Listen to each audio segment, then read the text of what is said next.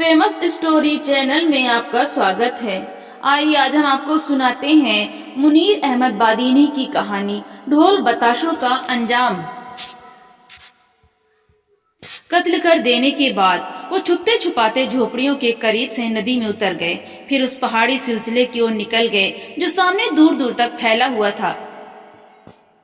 अंधेरी रात के कारण पहाड़ नजरों से ओझल थे, लेकिन जब 19-20 तारीख का चांद अंगड़ाई लेने लगा तो नजरों के सामने पहाड़ों की चोटियां उभरने लगी। इन्हीं पहाड़ों की चोटियों से निकलती रोशनी को निगाहों में जमाए वो थके बिना आगे बढ़ते रहे।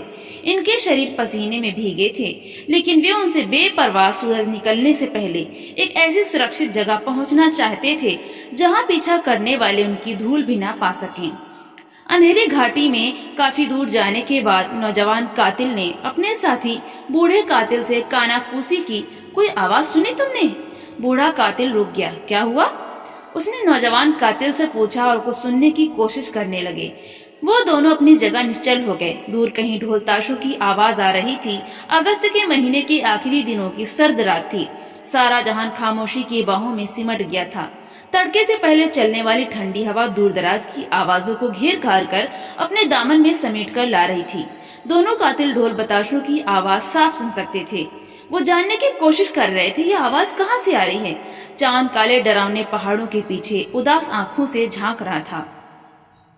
नौजवान कातिल ने मुंह में निस्वार रखते हुए कहा, शायद कहीं कोई शादी का उत्सव हो। शायद, उसके बूढ़े साथी ने इससे सहमति करते हुए कहा, मगर फिर कुछ सोच के बोला, हाँ बहुत दूर निकल आए हैं।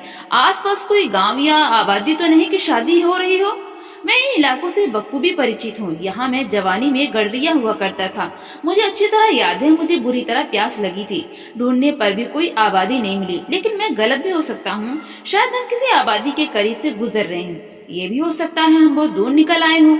फिर वो आगे बढ़ने लगी। अब वो एक ढलवान में चल रहे थे। इनके पीछे एक पहाड़ी सिलसिला फैला हुआ था, जबकि सामने एक अंधेरी ढलान, और इसी ढलान के आखिरी सिरे से ढोल बताशों की आवाज आ रही थी। अब ये आवाज ऊंची और साफ साफ उनके कानों में पड़ रही थी। दोनों कातिलों के कदम उसी सिमत उठ रहे थे। ढोल बताशों की उदास करने वाली आवाज पहाड़ियों और ढलानों के बीच एक जादुई समा बांध रही थी। एक क्षण के लिए वे भूल गए थे कि वे एक आदमी को मारकर उसकी लाश खाई में फेंक चुके हैं। ढोल बताशों की आवाज करीब होती जा रही थी। वे दोनों रुक गए। नौजवान साथी एक बार फिर कहने लगा, चले वहाँ पानी भी पियेंगे, 2 चापी यानी बलोची लोक नृत्य भी देखेंगे।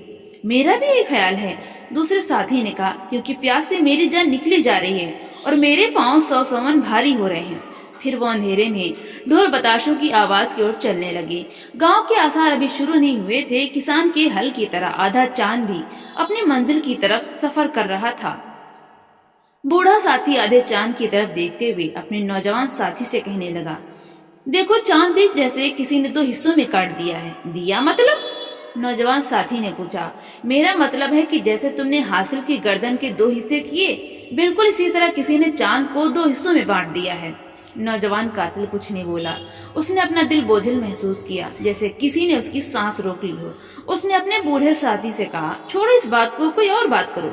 बूढ़े के होठों पर एक तल्ख मुस्कुराहट खेलने लगी, जिसको अंधेरे में उसका नौजवान साथी देख नहीं सका। जब वो गांव के करीब पहुंचे तो अचानक रुक गए। कुछ देर ठहरे रहने के बाद खामोशी से गांव में दाखिल हो गए। ये खानाबदोशों का झोपड़ियों और खेमों का छोटा सा गांव ढलान के किनारे आबाद था। शायद गांव में खुशी का कोई मौका था। कुछ खानाबदोश नौजवान मीरासियों के ढोल की थाप पर नाच रहे थे। वो अपने हाल में मस्त नजर आ रहे थे। हालांकि रात काफी बीत चुकी थी और अब सुबह के आसार शुरू होने वाले थे, लेकिन उनके रक्स का जुनून खत्म नहीं हुआ था। जब उन्होंने 2 नए मेहमानों को देखा तो उनका स्वागत किया। भगत की हुक्का पाने के बाद ये दोनों भी नाच में शामिल हो गए। ढोल और बताशों की आवाज जमीन और आसमान को एक किए हुए थी। दोनों कातिल ढोल की थाप पर रक्स कर रहे थे। निरत में बदमस्त वो अपने अतीत और भविष्य से विस्मृत नजर आ रहे थे। उन्होंने जिस आदमी को कत्ल किया था वो यहाँ से बहुत दूर एक खुश्क घाटी में मनो मिट्टी तले दबा हुआ था और कोई नहीं जानता था कि उसे किसने मारा है।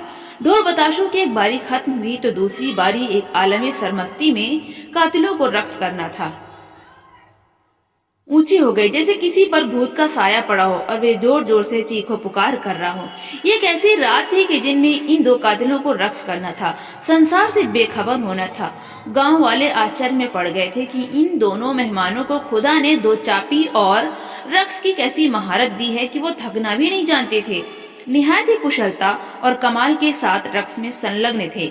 आखिर में गांव के लोगों ने खुद रक्स करना छोड़ दिया था। बस इन दोनों साथियों के रक्स से लुत्फ अंदोज हो रहे थे।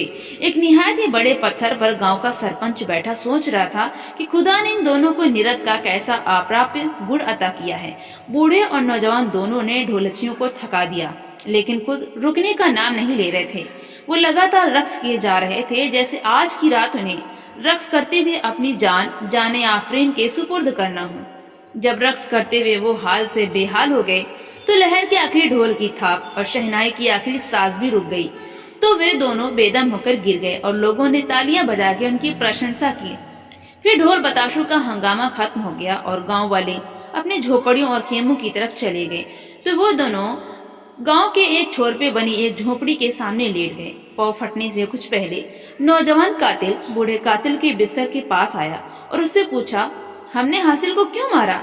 इसलिए कि वो दुष्चरित्र था। कौन कहता है? नौजवान ने बहुत विचित्र स्वर में पूछा, जैसे ढोल बताशों और रक्स ने इसके अंदर छिपे वास्तविक मनुष्य को जगा दिया हो।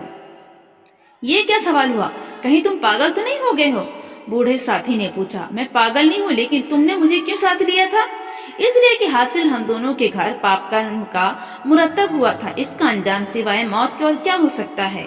मुझे सवाल का सही जवाब चाहिए, वरना मैं तुम्हें मार दूंगा। उसने बूढ़े के सामने अपना खंजर लहरा दिया। बूढ़ा साथी हैरत में पड़ गया कि क्या करे और क्या ना करे। बूढ़े ने उठना चाहा, लेकिन नौजवान ने उसको उठने नहीं दिया। तुम उठ नहीं सकते बेहया, बूढ़े ने कहा। मैं तुम्हारा चाचा हूँ। तुम्हारी बहन के साथ मुंह काला करने वाले व्यक्ति को मारने में तुम्हारा साथ दिया है। मेरे प्रति इस तरह का व्यवहार कर रहे हो, तुम्हें शर्म आनी चाहिए। नौजवान साथी ने अपना खंजर हवा में लहराते हुए कहा, मेरी बहन सियाकार नहीं थी, ये एक इल्जाम है जिसका मुझे बेहद अफसोस है। मैं तुम्हें मार कर रहूंगा, तुम्हें जिंदा नहीं छोड़ूंगा। आखिर तुम्हें हुआ क्या है? मुझे कुछ नहीं हुआ, लेकिन तुम्हें मरना पड़ेगा। बूढ़ा साथी उसकी मिन्नत समाजत करता रहा, धौंस धमकी देता रहा, लेकिन इससे पहले कि किसी और को खबर होती, नौजवान साथी का खंजर उसके दिल में उतर गया। इसके बाद नौजवान ने यही खंजर अपने सीने में उतार दिया। सुबह ढोल बताशों की खुशियों के बाद गांव के लोगों ने उनके जनाजे उठाए। गांव वालों के लिए अभी एक रहस्य था कि ढोल बताशों।